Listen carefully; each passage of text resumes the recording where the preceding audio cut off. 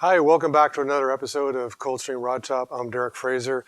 In this week's episode, we're going to continue working on the New York 5-window coupe.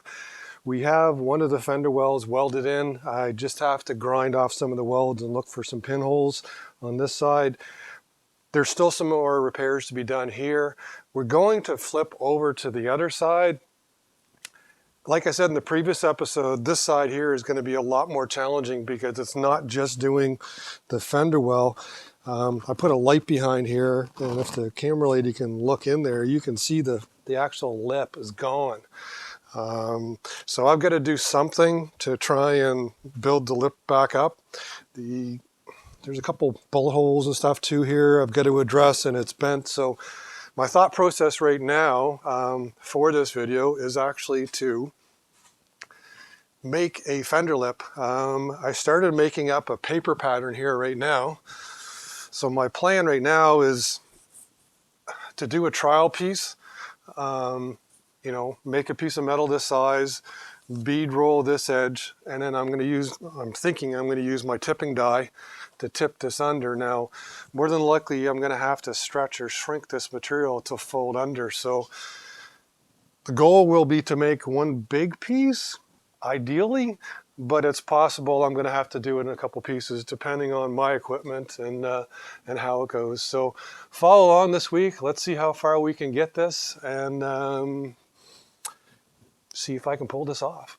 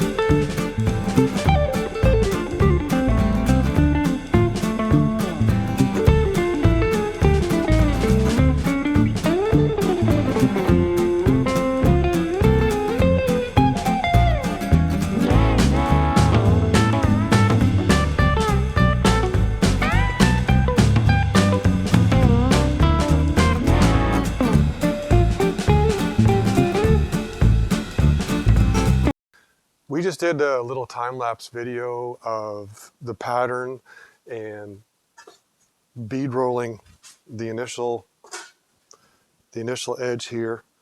And I just use my regular step dies as I've done a couple times before. One with a smooth edge and one with a sharp edge. The sharp edge went down on the outside here where I want it. And then from underneath, the softer edge was the one that made the inside part.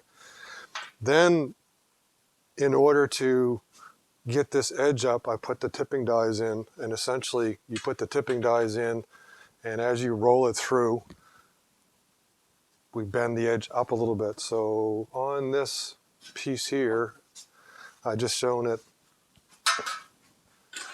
I did it on the fender lip, and then on this one here, essentially what you do, you run it through, and as you're working it through, you follow your line and you just progressively bend the edge in a little bit more, just like I did there. So that's what I did on this fender lip. I got it so far, and then I had to come over here on the stump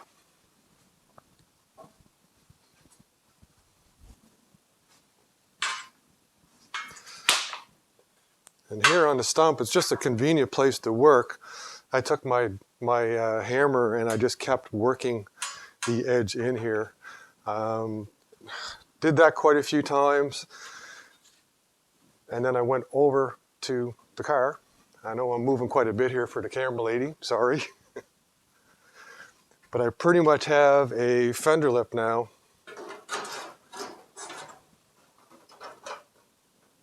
The right shape. Now, the fender lip actually tips in a little bit here, so I had to go on the shrinker. Oh, sorry. I don't think the camera lady saw that. So essentially, the fender lip isn't completely straight. It's straight along the side here, but then it actually rolls in or tips in here naturally. So in order to do that, you can see on the side, we had to bring this edge in a little bit.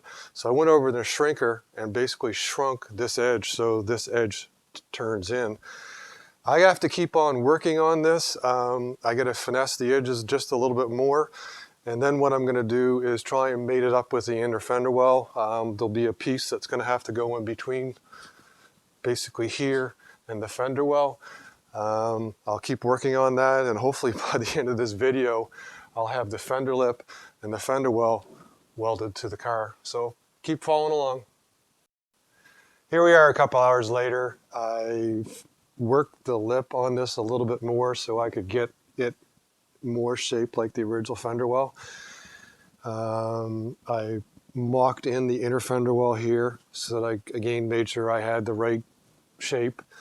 And then before I cut this lip out, I drew a couple lines to make sure that even though I put the lip over the old one to cut it, I wanted to make sure that when I put this in place, I had these exact measurements here. So I've got the right shape for the arc, and I've got my right distances here. So what I'm going to do now is I'm going to just start tacking this in between these clamps. Work my way along and make sure I've got it nice and flat, hammer the welds out. That's going to take a little while working on that. The next thing, I'll put this fender lip, or the inner fender well, sorry, back up against the subframe, and I'll be able to weld it most of the way up to here. But then from here down, there's going to be a gap because when I made this fender lip, I didn't make it to go in far enough, but I kept the original fender well. I'll be able to measure off of this to make sure that the piece that I put in between the fender lip and the fender well is the exact distance. It's just going to be slow going, but that's the process that it takes to do something like this. I've got some good parent metal here to weld up against, and I'll just take my time and make sure I don't warp it. So follow along, we're not done yet. Here we are probably 2 days later. I've welded the seam up just kind of like I described I was going to do. I have the inner fender well in place, and I've started to weld in the little piece here. If we look on the inside of the fender well, we can probably see it a little better.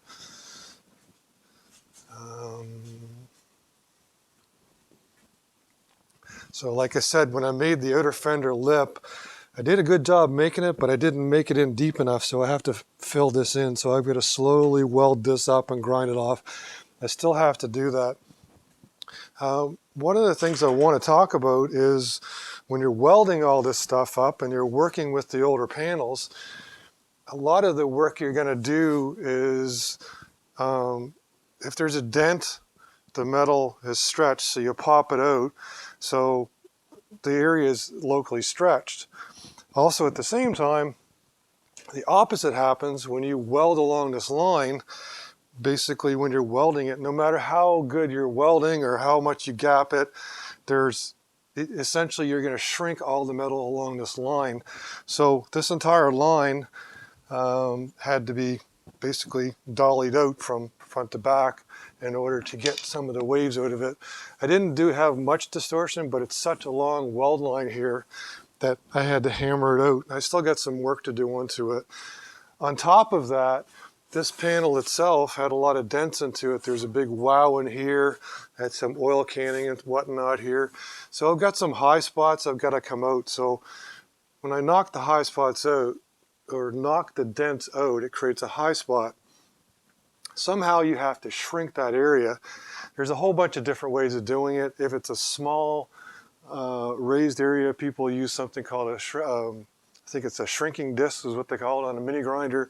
Essentially you heat the area up, then you quench it, and what happens is it raises up, and then the quenching effect will shrink it at the same time. Another thing you can do is use an oxyacetylene torch and locally heat it up and then shrink it again. If you don't have an oxyacetylene torch, you can actually use a propane torch. So I've got a spot right there. Hopefully I can demonstrate this, if it'll light for me. There we go. So I've got a bit of a high spot like right there.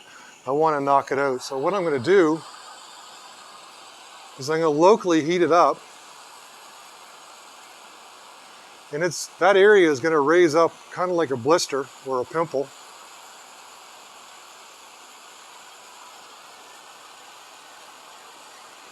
So it's bulging out quite a bit right now. Ideally, if you can get it red hot, all the better. But this actually will work. So once the area is kind of like a little mountain there, it's starting to turn red a little bit. We're almost there. What I'm going to do is I'm now going to go from behind, and I'm going to give it a little whack, and I'm going to force cool it.